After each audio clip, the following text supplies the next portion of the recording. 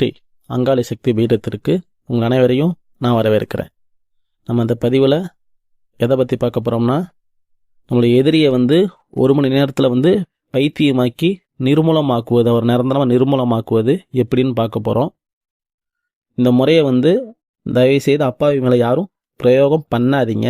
காரணம் என்னன்னு கேட்டுக்கிட்டீங்க அப்படின்னா, ரொம்ப ரொம்ப சக்தி வாய்ந்த ஒரு பவர்ஃபுல்லான ஒரு பேதன முறை.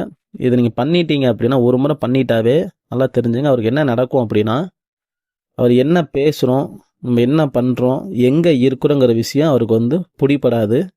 அது மட்டும் இல்லாமல் அவங்கள்ட்ட இருக்கிற தெய்வம் விலகிடும். சரிங்களா? அவங்கள்ட்ட உள்ள தெய்வம் விலகிடும், புத்தியை பேதளிக்கும். சரிங்களா? அப்படிப்பட்ட ஒரு பவர்ஃபுல்லான பேத முறை தான் நான் அவங்க கொடுத்துருக்குறேன்.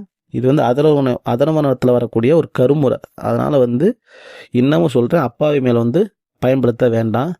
எனக்கு இவன் ரொம்ப கெடுதலை பண்ணிட்டா, அப்படி என் குடும்பத்தை நாசமாக்கிட்டாரு, என் குடும்பத்தை பிரிச்சுட்டாரு, என்னைய முன்னேற்றத்தை தடுத்துட்டாரு, என்னால் சமாளிக்க முடியல, இவனால தான் என் குடும்பமும் நானும் நடுத்தரில் நிற்கிறோம், கூட இருந்தே குழி பறிச்சுட்டாங்க, நம்பிக்கை துரோகம் பண்ணிட்டாங்க அப்படிங்கிறவங்க மேலே மட்டும் இந்த விஷயத்தை பிரயோகம் படுத்துங்க. மற்ற அப்பாவி மேலே பிரயோகம் படுத்த வேண்டாம். சரி, இதுக்கு தேவையான பொருள் பார்ப்போம். அந்த சாலையோரம், சரிங்களா, ரோட்டில் சுற்றி திரிவாங்கள்ல, அந்த மனவளை வச்சு கொண்டு அந்த பைத்தியக்காரங்க மாதிரி நடந்துக்குவாங்கள்ல, அவங்களுடைய துணி, அவங்க ஆணாக இருக்கலாம் பெண்ணாக இருக்கலாம், அவங்க பயன்படுத்தின துணி, கீழே போட்ட துணியாக இருக்கலாம், சரிங்களா, இல்லை அவங்க பயன்படுத்தின துணி மட்டும் எடுத்துக்கங்க. இது கூட பார்த்திங்கன்னா கட்டுவனுடைய பாம்பினுடைய வால், சரிங்களா, அப்புறம் தேவாங்கினுடைய நாக்கு, அப்புறம் பிண்டக்கரு, சரிங்களா, அப்புறம் பாதரசம், அஞ்சனைக்கல், பச்சை கற்பூரம். இது என்ன பண்ணுறீங்க அப்படின்னா, அமாவாசை இரவில் தான் இந்த பூஜை முறை நீங்கள் மேற்கொள்கிற மாதிரி இருக்கும். மயானத்தில் பண்ணுறது ரொம்ப ரொம்ப சிறப்பு. எருமைடை பக்கத்தில் பண்ணுறது ரொம்ப சிறப்பு. முடியாத பட்சவங்க என்ன பண்ணுறீங்க அப்படின்னா, வெளியே பண்ணிங்க, அது ஒன்றும் தவறு கிடையாது. எக்காரணம் கொண்டு வீட்டில் பண்ணக்கூடாது. வீட்டில் பண்ணக்கூடிய விஷயம் இது கிடையாது.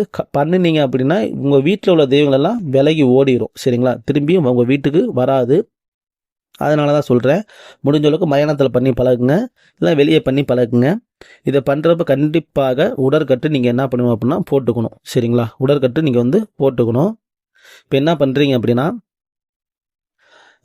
ஒரு மண் சட்டியில், சரிங்களா, புது மண் சட்டியாக தான் இருக்கணும். மண் சட்டியில் பச்சை கருப்பை போட்டு அது கூட என்ன பண்ணுறீங்க அப்படின்னா, கட்டுவனுடைய வால், தேவாங்கினுடைய நாக்கு, பிண்டக்கரு, ஃபஸ்ட்டு இது 3 மட்டும் போட்டு நல்லா கருக்குங்க. சரிங்களா? கருக்கி முடிச்சதுக்கு அப்புறமேட்டு இது என்ன பண்ணுறீங்க அப்படின்னா, எடுத்து வச்சு கல்வத்துக்கு ஒரு பூசணி பள்ளி கொடுத்துருங்க. பூசணி பள்ளி கொடுத்து இந்த கருக்கினதை கல்வத்தில் போட்டு நல்லா இடித்து நல்லா அரைங்க.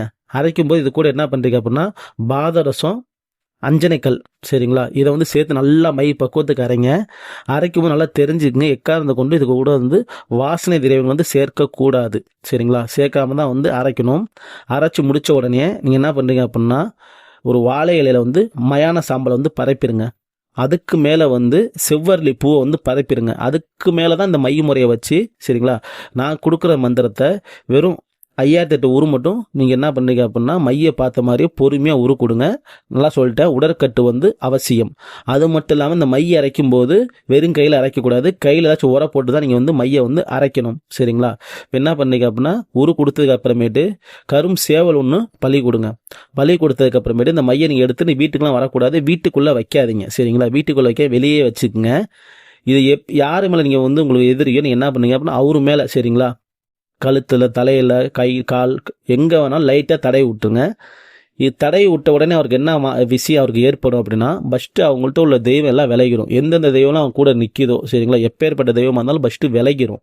ஒன்று, முன்னோர்களுடைய ஆசீர்வாதம் கண்டிப்பாக இருக்காது. நேரம் ஆவாக என்ன ஆகும் அப்படின்னா, அவருக்கு நம்ம என்ன பேசுகிறோம், நம்ம என்ன பண்ணுறோம், எங்கே இருக்குங்கிற விஷயம் புத்தி யோசிக்க விடாது. அதாவது புத்தியை பேதளிக்கும். அதனால் அவர் என்ன பண்ணுறோம் என்ன பேசுகிறோன்னு தெரியாமல் என்ன பண்ணுவார், அங்கே நடந்துக்குவார். அதான் சொல்லிட்டேனே, ஒரு லூசு மாதிரி, ஒரு பைத்தியக்காரங்க தான் நடந்துக்குவோம். அப்படி ஒரு அதாவது அவருக்கு இப்போ நேரம் சரியில்லை, ஜாதக ரீதியாக கட்ட ரீதியாக அவர் நேரம் சரியில்லை, என்ன ஆகும் அப்படின்னா மயக்கம் போட்டு அந்த இடத்துல விழுந்துருவார். அப்படிப்பட்ட ஒரு பவர்ஃபுல்லான முறை. இப்போ எதிரியோட வீடு இருக்குது அப்படின்னா, அவங்க வீட்டுக்குள்ளே 4 மூலைக்கு இதை தடவி விட்டுடலாம். சரிங்களா. உடனே என்ன ஆகும் அப்படின்னா அவங்க வீட்டில் உள்ள தெய்வம் விலகிரும். அவங்க வீட்டுக்குள்ளே ஏகப்பட்ட சண்டை சச்சரவு வரும். அந்த வீட்டில் யாரும் இருக்க விடாது. தெய்வம் வந்து குடிகொள்ளாது. சரிங்களா. இது வந்து நல்லா தெரிஞ்சுங்க. இன்னமும் நான் சொல்கிறேன், உங்கள் வாழ்க்கையை அழிச்சவங்க, சரிங்களா, உங்கள் வாழ்க்கையவே அழிச்சவங்க கூட இருந்து நம்பிக்கை துரோகம் பண்ணவங்க மட்டும் இந்த முறையை நீங்கள் வந்து பயன்படுத்துங்க. நான் இன்னமும் நான் சொல்கிறேன். ஏன்னா ரொம்ப ரொம்ப சக்தி வாய்ந்த ஒரு பவர்ஃபுல்லான ரகசிய முறை. சரிங்களா. இதை வந்து நாங்கள் பெரும்பாலும் யாருக்கும் கொடுக்கவே மாட்டோம். வெளிப்படையாக நான் கொடுத்துருக்கிறேன். இல்லை எந்த ஒரு ஒளிமறைவும் நாங்கள் வந்து வைக்கல. சரிங்களா. இதை வந்து அனைவரும் பயன்படுத்தணும். வெளியே நான் போய் நிறைய விஷயம் பண்ணி நடக்கலை, பழிக்கலன்னு நினைக்கிறவங்க இந்த விஷயத்தை வந்து பயன்படுத்தி பாருங்க. ரொம்ப பவர்ஃபுல்லாக செய்யணும். யார் மேலே தடவுறீங்களோ அப்படின்னா ஏற்கனவே சொன்னது போல தான் அவர் வந்து பைத்தியக்காரனாக ஆயிடுவா அப்படி. சரிங்களா. இது வந்து இந்த மைய இருக்கிற வரைக்கும் பைத்தியக்காரன். ஒரு 2-3 முறை அவர் மேலே தடவிட்டீங்க அப்படின்னா நிரந்தரமாகவே, சரிங்களா, அவர் புத்தி யோசிக்க விடாது, எந்த வேலையும் செய்ய விடாது, குடும்பத்தில் முன்னேற்றம் இருக்காது, வீட்டில் தெய்வம் குடிகொள்ளாது, அவருக்கு எந்த தெய்வமும் வந்து உதவி செய்யாது, குடும்பத்தில் சண்டை சச்சரவு அடித்தடிகள் இது மாதிரி ஏகப்பட்ட நான் வந்து எளிமையாக சொல்லி முடிச்சுட்டேன். இதெல்லாம் வந்து சும்மா சின்ன விஷயம். இதுக்கு மேலே பெரிய பெரிய விஷயம் நடக்கும். சரிங்களா. இரத்த காவு ஏற்படும், அவங்களுக்குள்ளே அடித்தடி ஏற்படும், வீடை வந்து காலி பண்ணிட்டு போகிற மாதிரி ஆயிரும். அப்படிப்பட்ட ஒரு ரகசிய முறை தான் நான் உங்களுக்கு கொடுத்துருக்குறேன். அதனால் நல்ல விஷயத்திற்கு, நியாயமான விஷயத்திற்கு, உண்மையான விஷயத்திற்கு இந்த முறையை வந்து பயன்படுத்துங்க. நம்மளோட சேனல் பதிவு பிடிச்சிருந்துச்சு அப்படின்னா சப்ஸ்கிரைபர் பண்ணிக்கங்க. அனைவருக்கும் நன்றி. அடுத்த பதிவில் சந்திக்கிறேன். நன்றி, வணக்கம்.